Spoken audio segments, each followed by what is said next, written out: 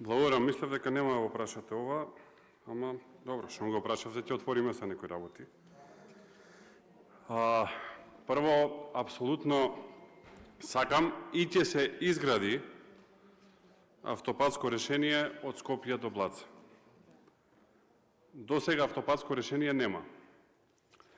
Има 2 километри кои што почнуваат нигде и завршуваат нигде.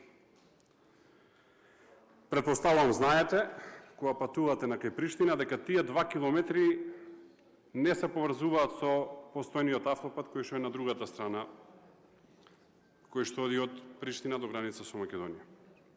Така да добро прашање е како ќе се поврзиме ако еднава и другава траса не се спојуваат.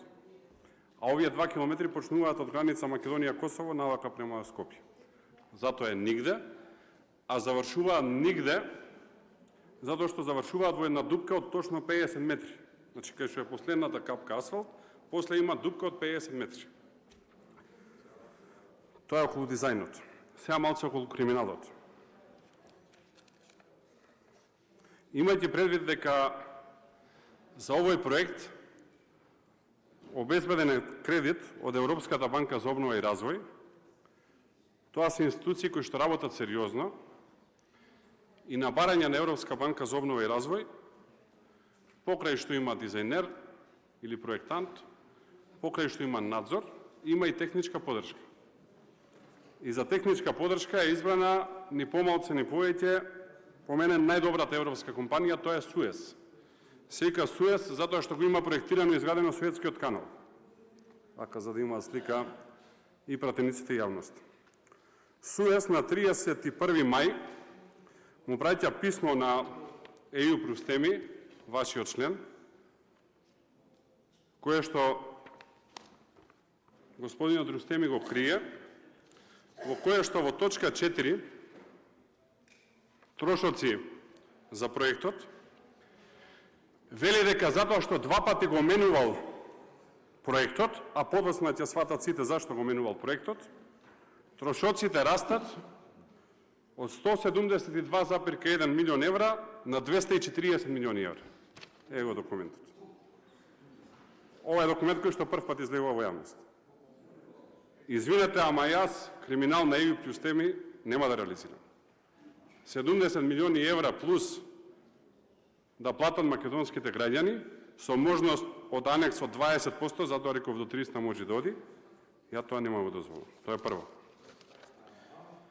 Второ, нов документ од Суез. На 17.9.2024 година веќе испратено до новиот директор Коце Трајановски, во кој што истиот Суез во точка 1 услови на референца за проектирање велат дека намерно тунелите се погрешно проектирани и не се проектирани согласно европските стандарди. Знаете тунелите зашто се вака проектирани? Затоа што овој проект на тунели може да го добие само една компанија. Значи, кога би имало тендер по овој проект, кој што Ејуп Рустеми го направил, само една компанија може да добие, затоа што на технички услови само таа компанија може да гради такви тунели. Извинете, нити јас, нити премиерот, нити Коце Трајановски, уште помалце Европската банка за обнова и развој, се наивни и глупави да финансираат криминал. Тоа се двата документи од Суез. Еве ги, не зборува Александар Николовски, зборува најголемата европска компанија за надзор и за техничка подршка. Сега да видиме зошто Суез зборува вака. Позната ви е компанијата Јувај 2 Амет? Мене ми е позната, а и на јавност, а и на Министерството за внатрешни работи. Фрута позната ви е? Мене ми е позната. Кадис Холдинг? И таа не ви е позната. Добро. Атлантик Дуел позната ви е? Ај само за тие ќе прочитам. Собственик на парцелите, собственици на парцелите, нема да додам со цели имиња за заштитам приватност, биле Божидар Р. и Зоран Р. Истите ги продаваат прво на Рабија Јаја, а после тоа истиот ги продава на Јубај 2 Амет и на Фрукта Фрута.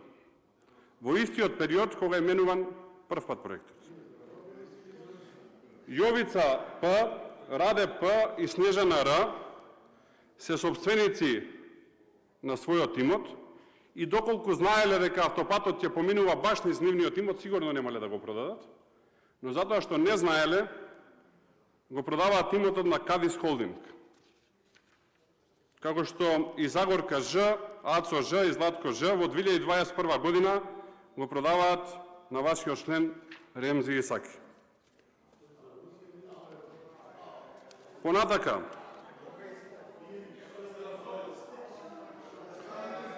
Голубка П, Ѓорѓи П и Илија П во време кога се прави првиот дизајн продаваат на Надрија Бајрами, исто така ваш член, а Драги П, Љубица П и Тикица П во 2019 година, кога прв пат се менува, продаваат на Атлантик Доел. Веројатно да знаеле дека автопатот ќе поминува низ нивни имот, немало исто така да продадат.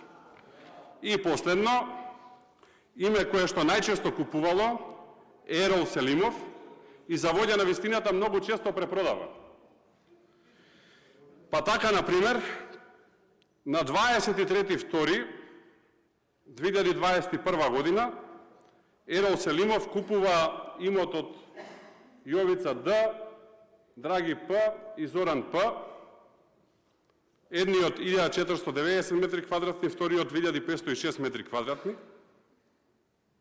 кои што исто така не знаеле дека автопатот ќе поминува тука, затоа што никогаш не е направена јавна презентација на трите варијанти. Прва траса, втора траса, трета траса, иако е законска обврска. Истиот Ерол Селимов им ги купува на 23.2.2021 година и види чудо, за само 24 дена ги препродава по повисока цена на Армен Дулови. Вакви имам колку сакате, до утре можам да ви ги читам. Еве ги, документи се овдека. Не зборувам на памет и никогаш во јавност, ја не сум од вчера во оваа работа, никогаш во јавност не сум зборувал доколку позади себе немам аргументи или не сум 100% уверен во оно што го зборувам. Јас точно за овој проект зборува во неколку интервјуа, не дека нема да го изградиме, туку дека ќе го изградиме. Затоа што за разлика од вас, јас нема да го влечам проектот. А вие го влечевте проектот. Средствата од Европската банка за обнова и развој се првпат одобрени 2019 година, потврдени 2021 година. Зошто претходната влада, во која што ДУИ беше партнер, не објави тендер 2021 година? Заради ова. За може да се препродаваат парцели, кои што после тоа ќе се експроприираат, и заради ова, за да можете цената да порасне од 172 на 240 милиони евра и да се намести тендерот за една компанија да го добие, затоа што само таква компанија може да гради тунели. Кога одите на кај Приштина, знаете дека има еден убав архитектонски мост изграден таму, кој што поминува по течението на реката Лепенец. Прашањето е зошто по истата траса не се продолжило до Скопје, туку се оди десно или источно и се поминува низ тунели во должина од 6 км, 3 км по правец. Јас се ви кажам, заради криминал и корупција. Нити јас, нити владата криминал и корупција нема да дозволиме, уште помалце да правите криминал и пари, дури сте во опозиција.